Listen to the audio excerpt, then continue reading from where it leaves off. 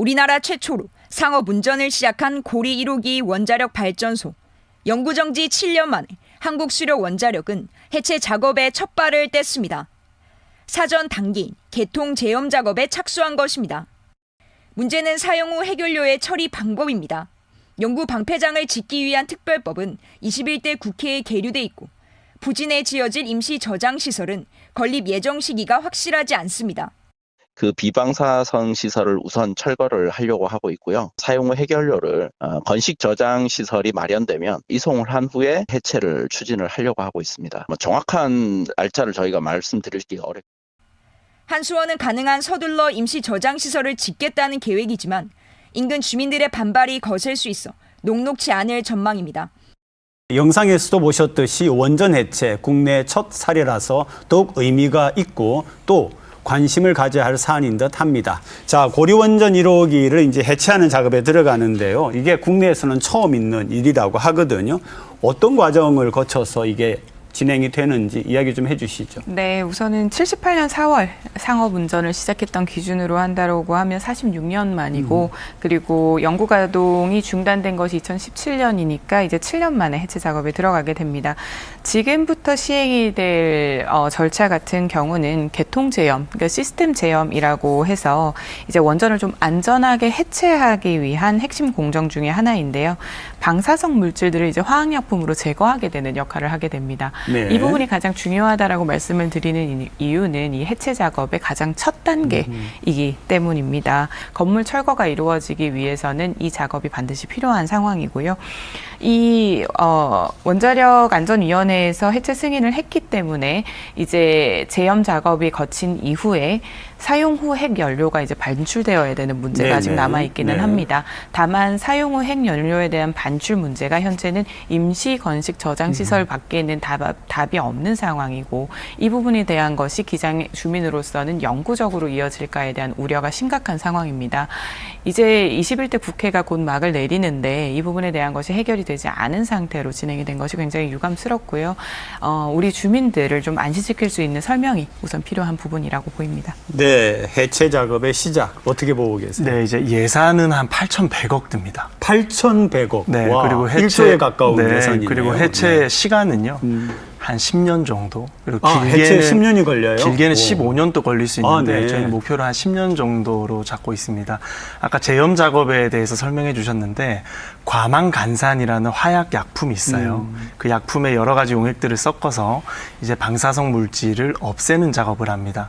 그 고리 1호기 본체뿐만 아니고 이어졌던 배관까지도 네네. 전부 다 세척을 해내야 됩니다. 그리고 그 기준이 방사성 기준이 30분의 1 밑으로 떨어지면은 이제 우리가 제염이 다 됐다고 봅니다. 그래서 이제 원자력 안전위원회 승인을 받으면 해체를 하고 그리고 핵연료도 우리가 또 처리를 해야 되고요. 해체가 끝나면 나대지 복원 작업까지 합니다. 네, 네. 그 처음에 있던 대지까지 그렇죠. 다 복원을 맞춰야 되기 때문에 한 10년 정도 걸리고요. 그리고 사람이 들어가지 못하는 방사성이 검출된다 하면은 또 로봇을 투입하게 되어 있습니다. 그래서 우리가 처음 시도하기 때문에 좀 안전을 최우선으로 잘 해낼 수 있을 거라고 저는 그렇게 전망합니다. 사실 이 원전 하면은 이제 원전에 원래 허용된 뭐 30년이면 30년 기한이 다 됐는데 여전히 쓸만하기 때문에 계속 쓰자. 이런 얘기가 있어가지고 논쟁이 됐었거든요. 그때 이제 나온 얘기가 이걸 해체를 하는 작업을 하는 거는 고도의 기술이고 전 세계 여러 나라에도 원전이 있기 때문에 해체 기술을 우리가 빨리 습득을 해서 해체 기술을 수출할 수 있을 거다 이런 얘기를 했는데 제가 좀 궁금한 부분이 우리 한국이 가지고 있는 해체 기술의 수준이 어느 정도인가 그리고 이게 정말 해체 기술의 수출로 이어질 수 있는가 이 부분이 궁금해요. 전 세계 원전 해체 시장 규모는 약 500조 원 정도로 500조 원. 추산이 네. 됩니다. 세계 기준으로 해서 영구정지 원전은 즉 이제 해체가 필요한 원전은 209기가 있고요. 와, 굉장히 많네요. 그 중에서 네네. 현재 21기, 그러니까 21기만 해체가 된 상황입니다. 그렇기 때문에 해야 할 시장이 굉장히 무궁무진한 그러네요. 상황인 것이죠. 다만 지금 좀 선도적으로 이 기술을 앞서서 하고 있는 곳은 미국이 그 시장을 선점하고 있습니다. 원전 해체 경험이 있는 나라는 미국과 일본, 독일, 스위스 이렇게 4개 국가고요. 미국과 독일이 그중에서도 굉장히 적극적으로 네네. 하고 있고 기술에 대해서도 인정을 받고 있습니다. 그러니까 우리나라 같은 경우는 이제 시작을 하지만 이번에 한수원에서 시작하는 고리 1호기 해체가 완료가 된다라고 하면 남아있는 프랑스나 스웨덴과 같은 이런 원전을 해체해야 되는 국가의 러브콜을 받을 수도 있을 것이고 이제 건설업체들도 이제 함께 진출을 할 수가 있게 될 것입니다. 글로벌 원전 해체 수요에 좀 대비하고 국내 원전 해체 산업을 좀 본격적으로 육성하고 집중하고 공략을 하는 것이 아마 같이 이루어질 것으로 보이는데요. 대한민국의 원전 해체 기술 수준은 15년도 기준 약 70%. 에서 21년 기준 87%로 빠르게 향상했습니다. 네네. 네. 그리고 설계에 대한 인허가 기술 같은 경우는 92%이고 이제 지금 고리 1호기가 이제 하게 될 제염 기술 같은 경우도 78% 이상의 수준을 가지고 있습니다. 그러니까 외국의 기업들과 그런 외국의 기술과 좀 접목을 해서 한다라고 하면 충분히 안전하게 할 수 있을 것이고요.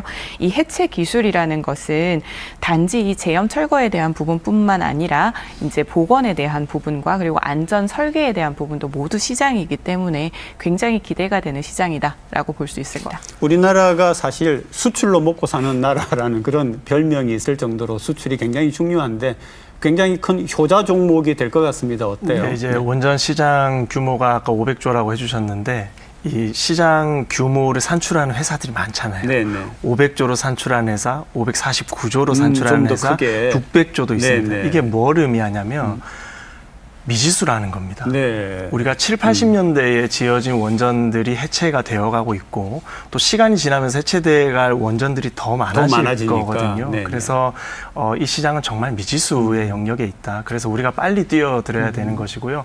우리나라 원전 기술은 지금 한국형 원전이라는 단어가 있을 만큼 국제사회에서 큰 헤게모니를 잡고 있습니다. 하지만 해체는 해본 적이 없습니다. 그렇죠. 이제 전 세계적으로 이제 원전 해체가 20건 정도 있었는데 미국이 16개를 해냈고요. 네. 독일이 3개를 해냈고요. 이제 일본이 1개를 해냈고 스위스는 뭐 진행 중으로 알고 있는데 우리나라가 더 늦지 않게 빨리 진출해서 이 500조 플러스 알파가 된 이 시장을 그렇죠. 우리가 점유를 빨리 해내야 된다라고 생각합니다. 좀 전에 왜 사용 후 핵 연료 문제를 지적을 하셨잖아요. 그리고 또 하나는 영구 방패장 건설에 대한 법안이 국회에 계류 중이다 이런 얘기를 했는데 우리 부산 같은 경우에 원전을 여러 개 지금 가지고 전국적으로 지금 전기를 이렇게 공급을 하는 그런 입장에 있는 도시인데 그런 점에서도 좀 약간 홀대받는 기분이 있고요. 그다음에 그게 진행이 되고 난 다음에 나오는 사용 후 핵 연료에 대하여서도 이렇게까지 신경을 안 써준다라고 하는 거는 참 문제가 있는 거 아니에요? 원전 생태계가 발전하기 위해서 그리고 선순환하기 위해서는 원전 건설이나 운영 같은 이런 선행 주기만 중요한 것이 아니라 이 해체에 필요한 방패물 관리가 굉장히 네. 중요한 요소입니다. 앞서 말씀 주신 것처럼 부산은 이미 수도권이나 이게 전국의 전력을 대부분 그렇죠. 생산해서 공급하는 지역입니다. 그동안 우리 기장의 지역 주민들을 포함해서 부산 시민들께서 희생을 해서 만들어낸 그런 결과이고요.